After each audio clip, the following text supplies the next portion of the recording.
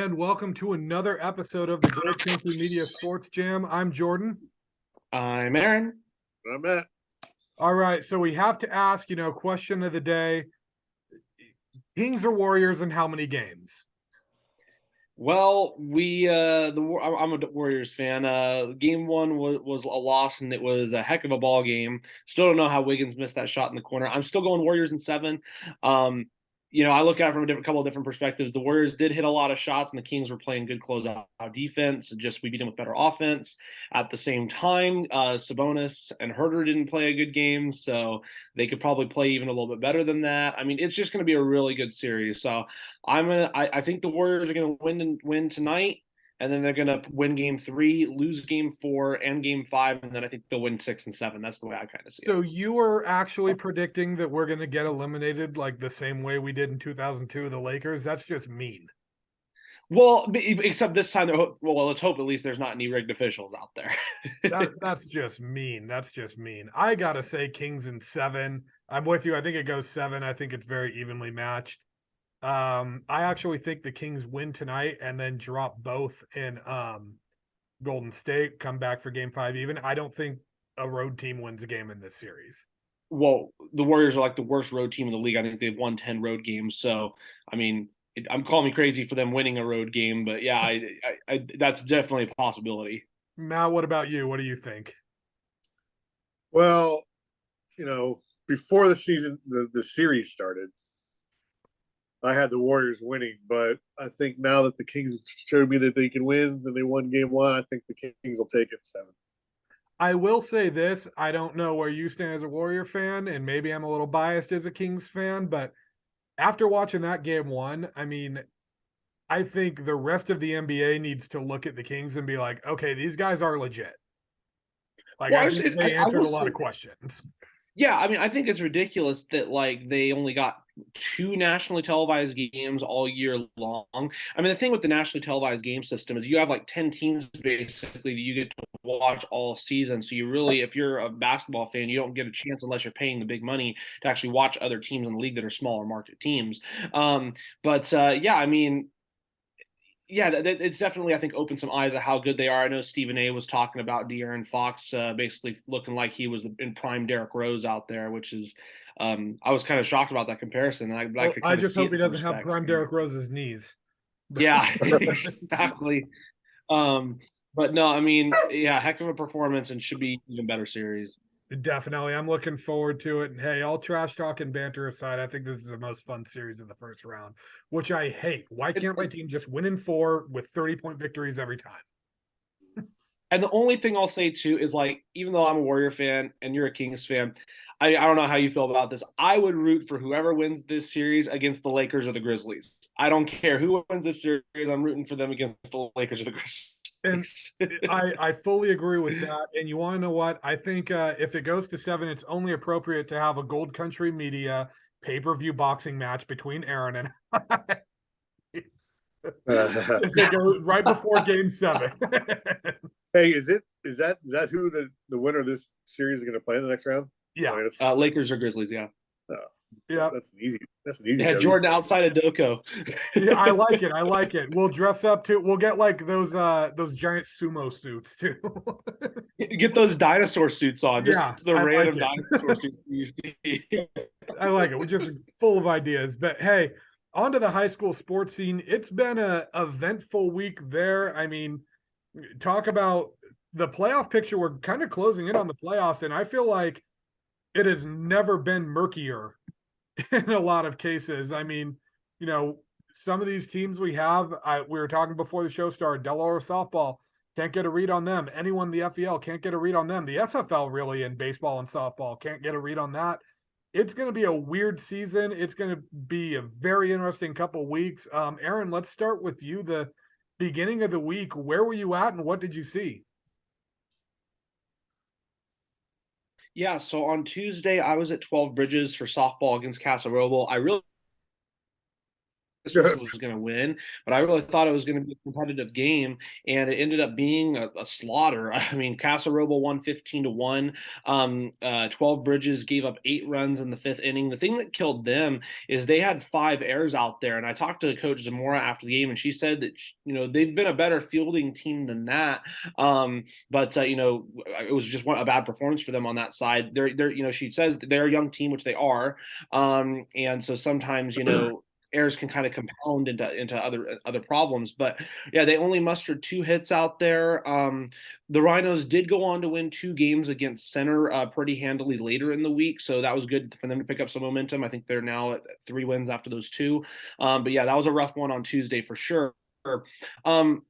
Wednesday, I was at Whitney for about an hour and a half as the boys tennis team faced off against Rockland. I got some good photos and saw some really good matches. This was actually a really close one. Whitney won 5-4. They were led by freshman Alexander Nguyen in the 1 singles position.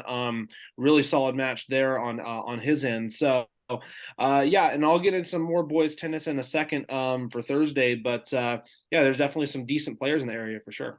Oh, definitely. It's another sport that, I feel like we kind of take for granted how good of athletes we have in it and some of the programs we have. Matt, throwing it over to you. Where were you at in the beginning of this week and what did you see? Yeah, Monday I was at Oak Ridge softball against Folsom. I had not seen Oak Ridge but once before. The very first game of the season, I think, it was a non-league game against Capital Christian. Capital Christian wasn't any good.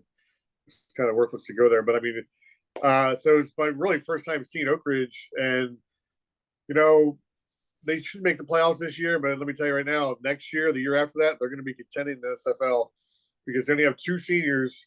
And in this game, particularly Monday's game against Folsom, neither of the seniors played, and Oak Ridge won 11-1 against Folsom, and Folsom's got a decent team. So just note to self: next year, the year after, Oak Ridge SFL, moving on up. Anyway, Oak Ridge won the game at 11-1. They hit the ball really well. They got 2 players, freshmen on the team, Brooklyn Parator and I think Sam Ackman, Alekman. I think her name's Samantha. Those 2 girls got back from Costa Rica Monday at 1:15 in the morning. Showed up, played this game, and both had Parator had like 3 hits, 3 runs scored. And Alekman had a hit, and they were on the USA under-15 team. 2 players from the same high school on this USA under-15 team that went and won the gold medal at this tournament. So that shows you how good they are. Anyway, Emery Glasser had 2 hits, 2 runs scored. Maddie Ridge had 2 hits, 2 runs scored, 3 RBIs. This is a game only won 5 innings. Folsom coach Sheena Jackson was not happy with her team, and more on that later, but they kind of redeemed themselves later in the week. But it was the first game back from spring break, and she was not pleased with what she saw. Wednesday, I was at Oak Ridge baseball against Granite Bay, and this was a great series. I wish I could have got to a 1-1 game, but Tuesday in the opener, Granite Bay won on a walk-off. Wednesday, Oak Ridge turned the tables, won on a walk-off. They were down 4-2 heading into the 6th inning, and Joe Carroll was on first base with 2 outs, and number 9 hitter Brady Ray tripled over the right fielder's head to score the run, make it 4-2 or 4-3, heading into the 7th inning.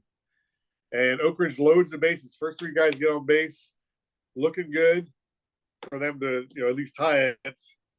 And Granite Bay gets a 3-2-3 double play, so it goes from base loaded, surely a run's going to score, to 2 outs, and hey, that's so much in Granite Bay favor.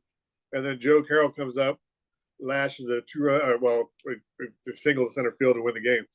So a great game for the Trojans, and they would go on to win Friday in a game that wasn't a walk-off because they're on the road, but they won 10-8. They were trailing 8-7 in the top of the 7th, scored 3 runs to win 10-7 or 10-8. So great series between Oak Ridge and Granite Bay. Every year those teams play great games, and I was not surprised. The only thing I'm surprised about is Granite Bay is 1-5, but in the league. But they'll come out of that. They're going to win some games here. Definitely. And, it seems like, again, we always talk about what's in the water in some of these schools. Oak Ridge, no exception. What's in the water up there in El Dorado Hills? It feels like they're good at everything. They're always, got something in the chamber too, as far as kids coming up. I mean, it feels like just everything we have coming out of that school is always a good team.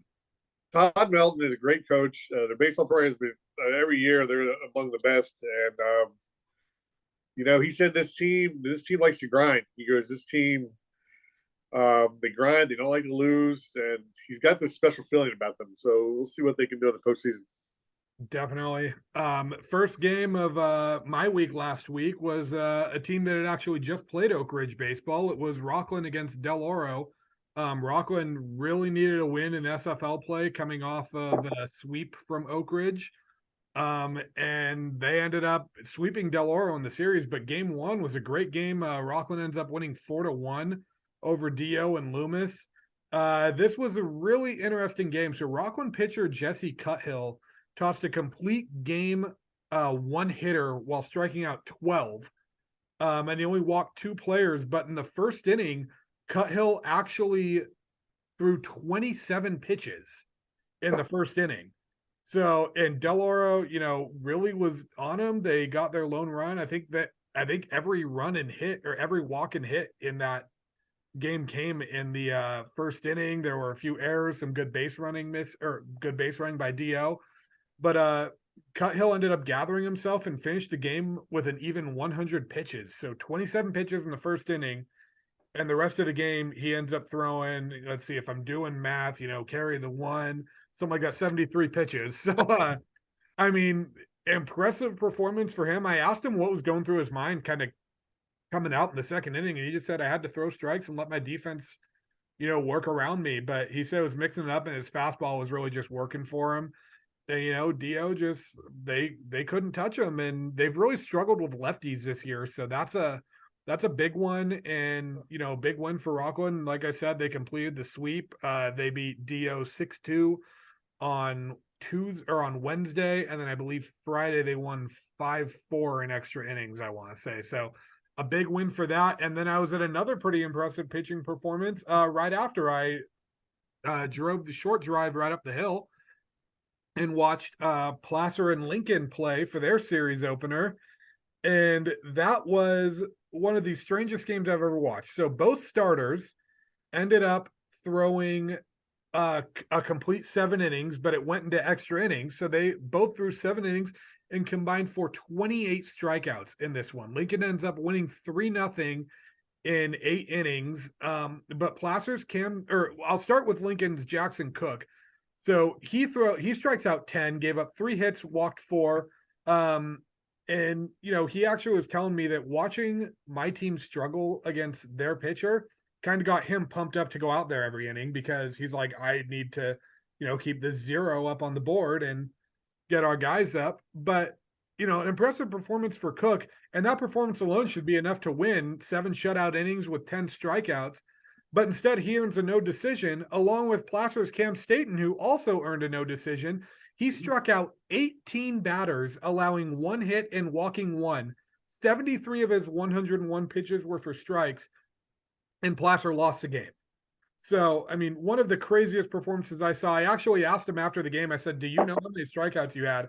And he goes, I had no idea. I'm like, you had 18 out of a possible 21. You faced 23 batters in that entire game, and you struck out 18 of them. So, I mean, talk about having your best stuff on the mound. But, big win for Lincoln there. The go-ahead run was scored on an RBI walk drawn by Noah Nartker. Nathan Munch also scored in the 8th for Lincoln off a great double steal play. And then Jackson Cook actually had an RBI single for them. And I asked him about that too. And he said, my approach was to have a short memory. I struck out 3 times today, and I just had to stay positive. Thought it was funny they noted they struck out 3 times, because I'm like, I think everyone on your team did. I mean, still, impressive to be able to bounce back, get that. Placer ended up evening the series Thursday afternoon. They beat Lincoln 8-7 in 10 innings. So this team just loved going to extra innings. That was until Friday's series finale. Lincoln won, I believe, 12-3. So, another case in the FBL of 2 big rivals going at it. And, great games all around. Aaron, I'll throw it back over to you before or for the second half of our week, but where were you at in the second half of your week? What did you see? Yeah, so on Thursday, I was at Johnson Ranch for Wood Creek and Roseville boys tennis. Roseville's a very young team. They only have two seniors, one of which who's their number one, Zachary Eldridge, a junior, and 12 freshmen. So it's a rebuilding year for them. Wood Creek won 8-1. After that, I went over to Wood Creek to catch Wood Creek and Bella Vista volleyball. The Timberwolves are ranked second in the Sac Joaquin section and showed why as they won 25-20, 25-21, and 25-12 in straight sets. Andrew Gordon, the senior, one of the seniors over there, totaled 18 kills in the match.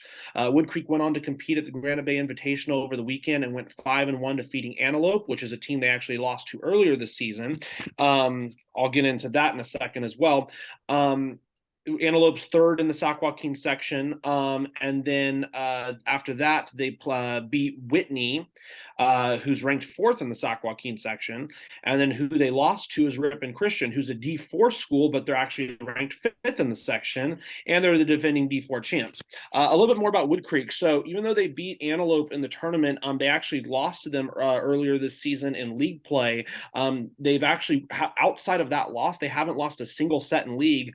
That game that they lost was a 3-set loss, but I think each set was like 26-24, 27-25. I mean, it was insanely close. I even talked to Gordon after the game. He says he feels like it was a fluke. So I'm interested to see how they play each other this Thursday.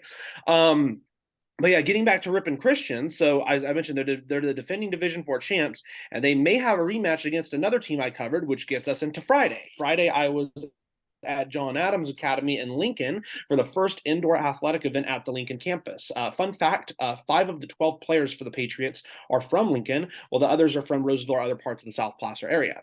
The Lincoln campus, I talked to Coach Berlin Shuri, and she said that they're not going to have athletics there until the 2024 to 25 season. There's, I guess, an agreement with the school still with athletics in Roseville. So they'll have their own separate programs come that year, which brings into question what league will they be in, because that hasn't even been mentioned with realignment.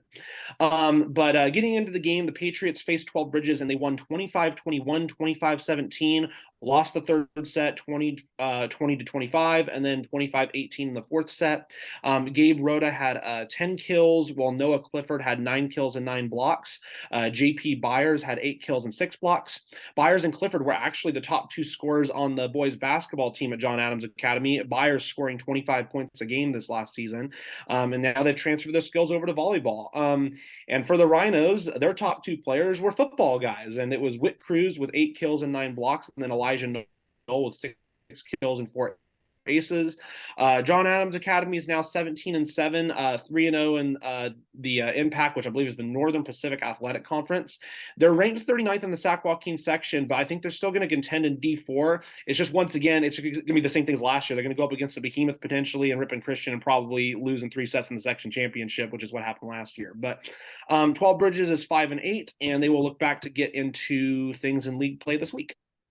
So out of curiosity, with the new indoor facility in Lincoln, so are they going to be, because I know the Roseville and Lincoln campuses kind of combine their sports teams, are they going to be splitting sporting events between the two things? So, hey, one home basketball game is going to be in Roseville, the next game will be in Lincoln. How's that going to work? Well, if they have separate programs, are you saying if they face each other? Are they thinking that it's going to be separate programs for John Adams Lincoln and John Adams Roseville eventually? Because don't they come combine them right 2024, now? 2020? Right now it's combined. So I think come like 2024, 2025 is when they would be separate programs. The soccer teams actually, so boys soccer plays in the fall, girls soccer plays in the spring. I think girls soccer was actually playing that same night that I was covering volleyball. The soccer games actually, even though it's John Adams Roseville, are actually played at the Lincoln campus, since Roseville doesn't have a soccer field or a facility. Yeah, they're going to have separate athletic teams come 2024, 2025, the way I understand it. All right. I like that. So we're going to have John Adams. So we could have a league. I mean, what if they're in the same league? Could we have a league that we have John Adams, like top 3? The way the way I understand it, especially when it came to realignment, since there's already the El Dorado Hills campus and then there's the of course Roseville campus, is that they kind of want to be separate leagues, so they're not like facing each other in league play. I think they kind of want to be separate from that. Why, I don't know 100%. No, I think they maybe just want different competition there, but yeah. All right, I like it. Matt, let's throw it over to you. Where were you at for the second half of your week? Well, Friday I was at Folsom Lake College, another entertaining game between Folsom and Vista softball. Vista was still undefeated at the time at 12-0. That ended the following day, Saturday. They got their first loss to Ponderosa, but they were still undefeated, looking to keep their undefeated streak alive. And Folsom was looking to get a win against the unbeaten Eagles. Vista scored 2 runs in the second inning. Olivia Manchester knocking in Michaela Menser, and Charlize Kai, her hit knocked in Ali Morrissey. Folsom managed 1 run at the top of the third, comes right back and scores a run. Load the bases with 1 out, and they only get 1 run out of it with a bases loaded walk by Lauren Holcomb. And, I'm trying to watch this game and say, what's the difference between these two teams? Why is, Vista so good? Why is Folsom kind of struggling? And that's, bases loaded 1 out, you got to get more than 1 run there. And they didn't even get a hit. They could like that with a walk. But anyway, Vista's got an unearned run in the third inning. Another reason, Vista doesn't commit too many errors. Folsom still has some errors. Vista got an unearned run in the third. Riley Dossie reached on an error and scored on an error. In the fourth inning, Vista scores again. Olivia Manchester singles. Charlize Kai advances her to second. Morgan Sweet doubles her home. When Folsom came off the mat in the top of the sixth, scores twice off of Kai. Holcomb leads off with a triple to right center, mash the ball. We're right over the right fielder's head. Roxanne Stardo, Folsom's pitcher, in her second at bat, I believe, of the game, maybe her first, I don't know. But she didn't start the game. She had a player hitting for her. She doubles to center field to make the score 4-2, and then a couple batters later, Presley Geisinger singles in Stardo, make it 4-3, and that's where the game ended. So it was a great game for the Bulldogs. They almost beat Vista, and they actually, Vista had a lot. They had Morgan Sweet's double was a big hit, but I don't know if they had many extra base hits. But Folsom's hits, they had less hits, but they had doubles and triples, but they just couldn't get 1 extra run. And Saturday, this is the reason I'm working from home today. Saturday, I was at Folsom Vista Del Lago from about 12:30 until 9:30 watching lacrosse. So 4 games of lacrosse, the JV and varsity boys and girls, Folsom versus Vista, the Lacrosse Town Cup. I love that. Anyway, Vista, they dominated. Folsom's in a second-year program, so you had to figure this would happen. But you look at these scores. JV girls win 12-1. Varsity girls win 17-2. JV boys win 17-0. Varsity boys win 15-2. So it was a long day of watching one side of the cross, but hey, it was a nice day. I was in the press box. It was, you got to do something sometimes. But anyway, that was my Saturday. All right, I like it. Oh, by the way, let me add one thing. In a year, I talked to some people in the know. Maybe next year these games are a little bit more competitive, but the following year they're definitely be more competitive. So anyway, just want to throw that lacrosse is one of those sports too. I feel like you have to take that lump once you're a young program, but once you've established yourself, you're going to start winning games pretty quickly. Well, the Folsom Michael Minson, their head coach, made a good point. He goes, for us to catch up to Vista, they have to lose some players first because they have all these players. And I think he said he heard that Vista has I don't know how many seniors now, 14 seniors. So they lose those 14 seniors. That's going to help Folsom next year. Absolutely. But, second half of the week, speaking of a small school beating up on a big school, I was at that on Wednesday. I actually made a not so far drive from my house over to East Nicholas to watch them host Del Oro in softball. East Nicholas entered this one with a record of 12-0-1. Del Oro, the defending D2 section champs, kind of, stumbling a little bit. And Spartans ended up winning this one 6-0 behind the efforts of their star pitcher. So East Nicholas only has 800 students, but one of those is Arizona State commit I believe it's Mika Lupe, who is one of the best pitchers in NorCal. This is actually an interesting one because I was at this game. The Appeal Democrat over in Marysville was at this game. and Pete DeFore from the SAC B was at this game, and I think that might Ah, be the first time East Nicholas has ever had 3 different newspapers one of their sporting events. But I mean, it was well deserved, and I'll say this: Mika is absolutely as advertised. She has 3 breaking balls that keep hitters guessing, and then a fastball that touches the upper 60s. And I've heard it's even gotten clocked at 70 before. So, Del Oro is not going to face many better pitchers than that. She has an ERA of 0.54 through 4 varsity seasons and has yet to surrender an earned run through 12 starts this year.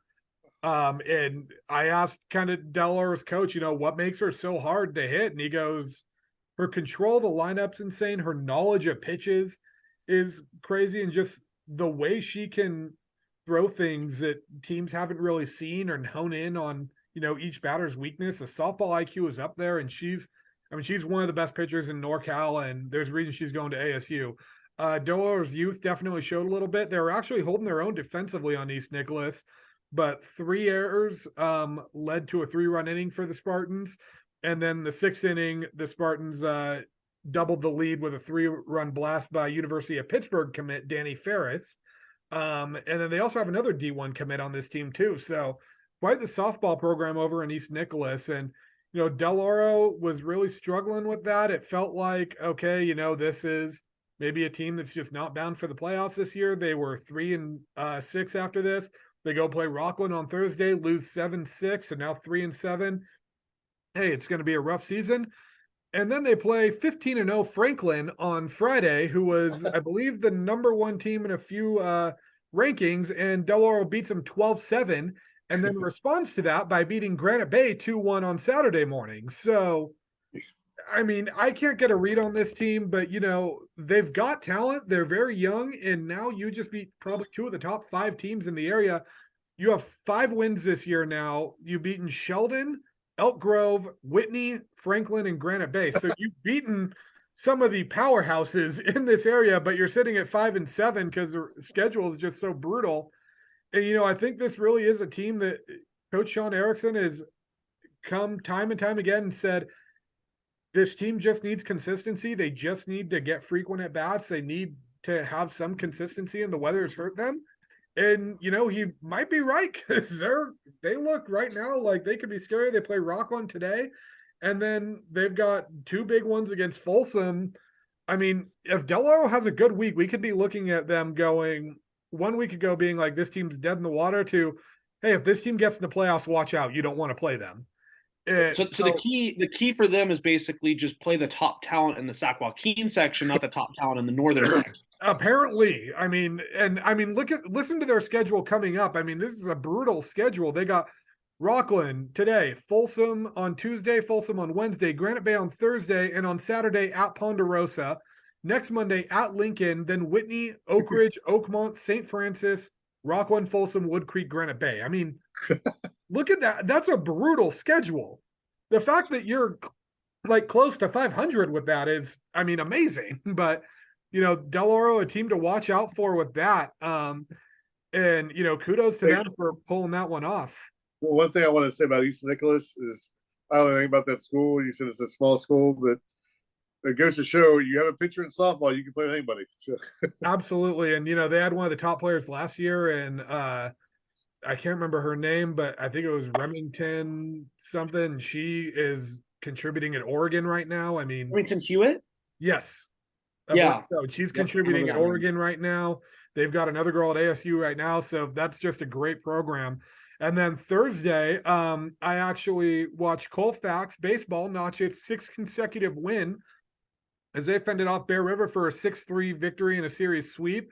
Falcons improved to 12-2 overall, 7-1 in the Pioneer Valley League, and sit in first place with just 4 league games remaining. They actually have like a week break from league play, so we'll see if Sutter, who's 5-1, will catch up with them. Colfax and Sutter split. It looks like we're heading to a co-championship. But yeah, big win for the Falcons. Marcus Mador pitched a great game. But Bear River, Colfax actually took a 6-1 lead into the bottom of the 7th inning, but the Bruins ended up putting the tying run on first base with only 1 out. And closer Brady Leiden recorded the final 2 outs for his 2nd save of the season, really shutting the door after a mound visit. Dylan Stallions had a big game. He went 4 for 4 with 2 runs. Garrett Lewis drove in 2 runs for the Falcons on 2 for 2 day. Marcus Mader earned the win for the Falcons, surrendering 1 unearned run on 2 hits in 5 innings. He struck out 11. And one of the more impressive performances in this game was actually Bear River sophomore Cooper Berry. He took the loss, but he still had a strong outing in 5 innings. He allowed 5 runs, but just one of them was earned because errors really haunted the Bruins.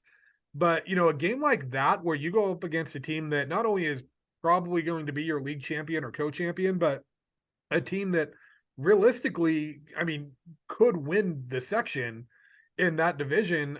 A sophomore going out and having a game like that, that's impressive. And he said what head coach Russell Brackett said of him is he said, he's a bulldog and he's not afraid of anyone. He's going to come at you. He's not going to blow you away with speed. He's not going to trick you, but he's going to keep coming at you. And, he knows where to place his pitches. So good job by the sophomore in that. And yeah, big one for Colfax, 12-2 now, 7-1 PVL play.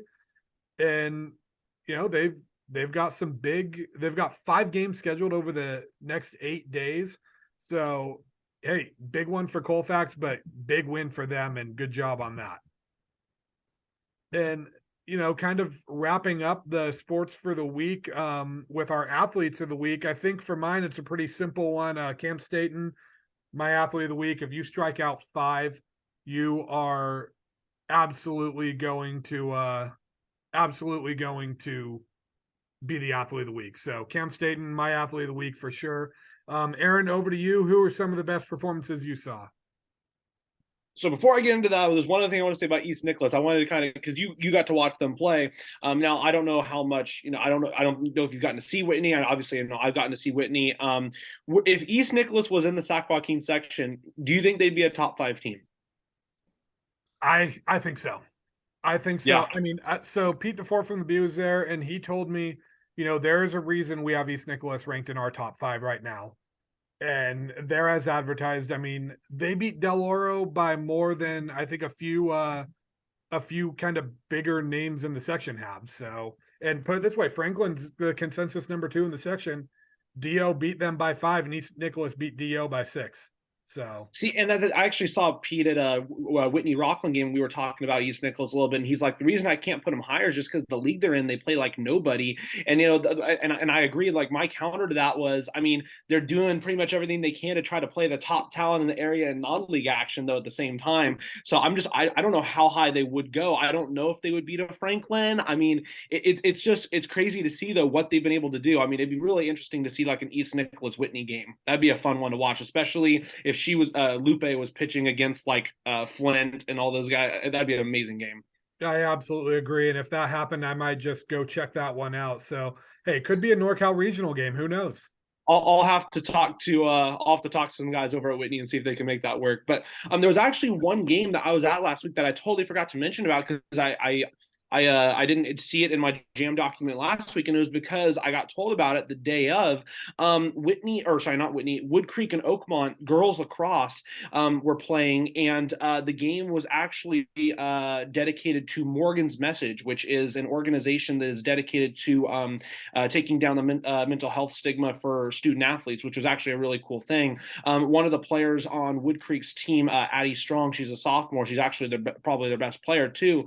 She's an ambassador for the organization. She went through like a knee injury last year and kind of struggled a little bit mentally going through that and trying to get back to full health, which is actually relatively similar to what happened with the person whose Morgan's Message is based on. It's actually a Duke lacrosse player. I can't remember her last name right now, but she dealt with an injury for like a year and it completely just destroyed her.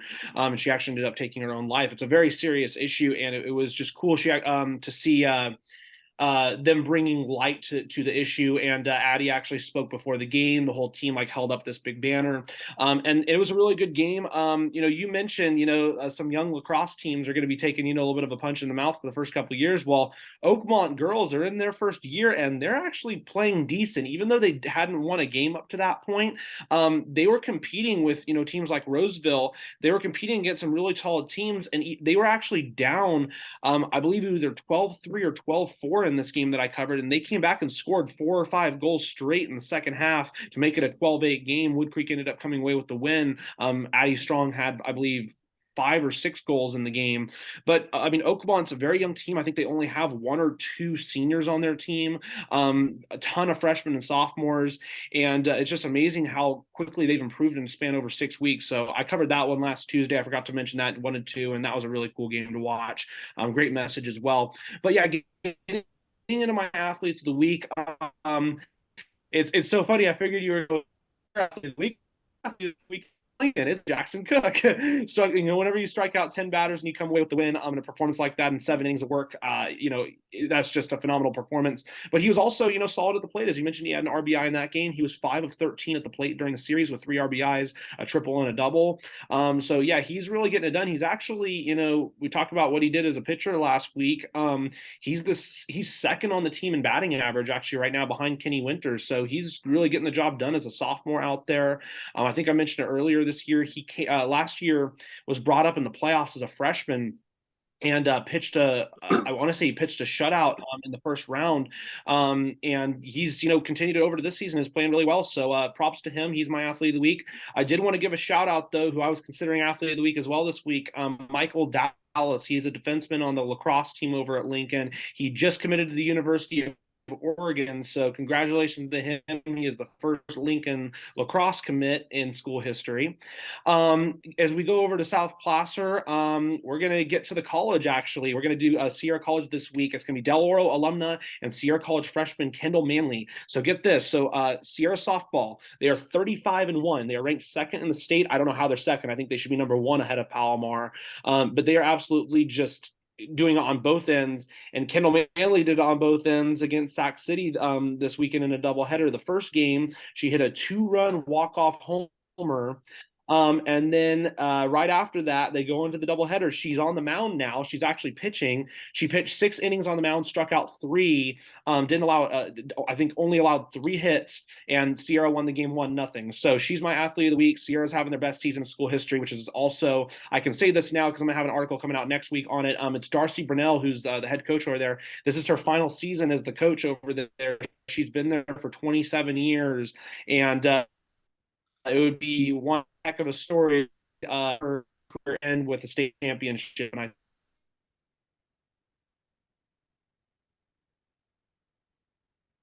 Aaron, back into lacrosse, I want to give a shout out to Camden Trones of. Can you guys hear me now? Yeah, it's just lagging really bad. Can you guys hear me now? There we go. That's better. Okay, gotcha. Sorry about that.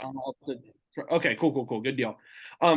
Last thing I'm going to say, shout out to Camden Trones of Wood Creek Lacrosse, who just hit the 100 goal and 100 assist mark in his varsity career, 200 points. So congratulations to him on that. Definitely a big one. Matt, what about you? Who were some of the best performances you saw this week? Yeah, my athlete of the week is going to be Nicole Silcox, a senior defender for Vista Varsity Girls Lacrosse team. Of course, they beat Folsom 17-2. Anyway, she is a 4-year varsity player. This year she's improved her footwork, which allows her to be a better defender one-on-one. And her hard work has made her a very effective defender, especially during games this past week. So, Nicole Silcox, Vista Del Lago, my athlete of the week. All right, I like it. Impressive. And hey, another big week coming up this week. We've got some big stuff on the horizon, some really just crazy games out there. I know for me, my week is actually very unplanned because, depending on what happens with all these rescheduled games and everything like that, I kind of want to keep my week open. I don't want to commit to any event or any game because, every game could be just as huge. I know I want to check out the Placer Nevada Union baseball series coming up. That should be a big one. Same with Del Oro's softball series against Del Oro softball series against Folsom. And then Colfax softball has some big series coming up as well. They're going to be playing, they got Lyndhurst this week, so I think that one, maybe I was looking 1 week ahead. But then they got Wheatland the week after, and that's going to be a huge one. That's essentially for second place in that league. So, like I said, some big stuff kind of coming up this week, really kind of keep my options open. Aaron, over to you. What are some games you have your eye on this week? Yeah, I've got a full week ahead. Can you guys hear me? Yeah. Okay, cool. There we go. I've got a full week of me this week.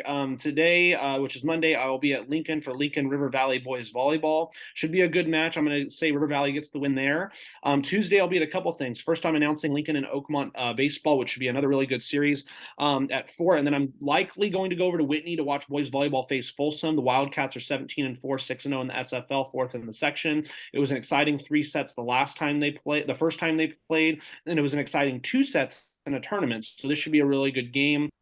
I could also check out Granite Bay versus Rockland, but I'm most likely going to go to that Whitney match. While it's on my mind, I just wanted to say about Lincoln baseball and the FVL.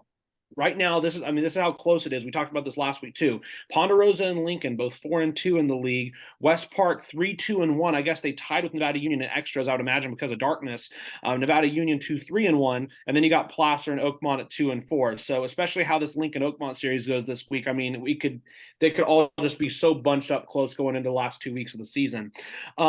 Wednesday, I'm actually going to be going to watch Wood Creek face West Park lacrosse in a battle of West Roseville. West Park's first season, and they're 2-4 right now. I expect Wood Creek to win.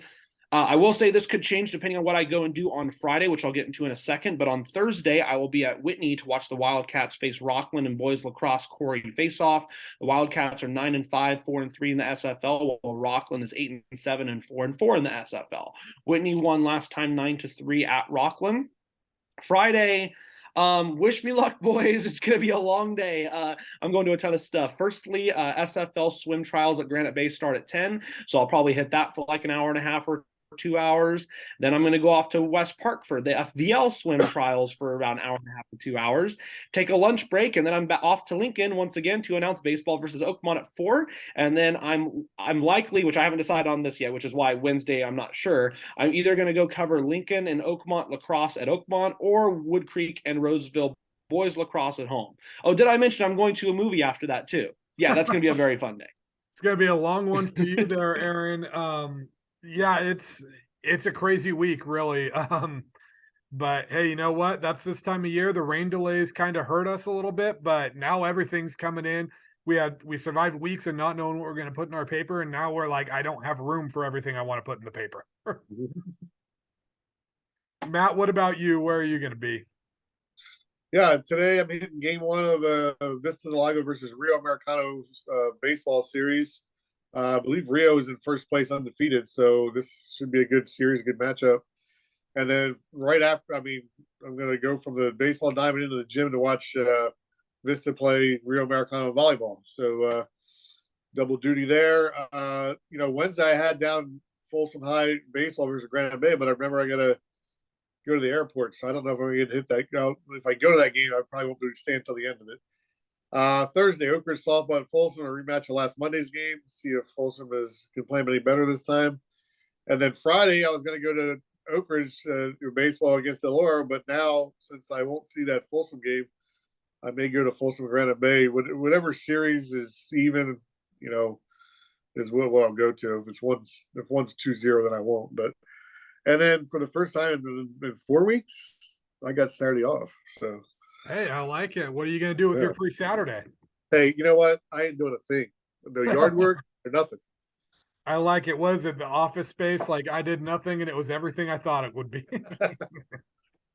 I know what my Sunday is going to consist of. It's going to consist of hopefully the Warriors winning. Hopefully winning as we. Well, here's the thing. That's going to be an interesting game, Aaron, because I just don't know how the Warriors are going to win when that's going to be game 4 of the 4-0 defeat. They're going to suffer. No, but that's going to be a fun one. I looked at tickets to that game too because I was like, Sunday's the only day that I could reasonably do it. But baby on the way, I can't do it. But hey, all power to you, man. I've always told myself. Oh no, I'm not going to the game. I'm not spending $350 to go to the game. Yeah. I'm going to watch it at Golden One Center for free. Oh, even better. I've told so many people, I'm like, if I ever spend the money on playoff tickets, my team better win. But hey, you know what? It's going to be a fun week. High school sports, pro sports, everything's fun this week. And I think that's going to do it for this week's episode of the Sports Jam. Does anyone have anything we want to add? Not me. All good. All right. Well, thank you guys for tuning in, and we will see you next time. I've been Jordan. I've been Aaron. I bet. All right. Light the beam, everyone. Let's go.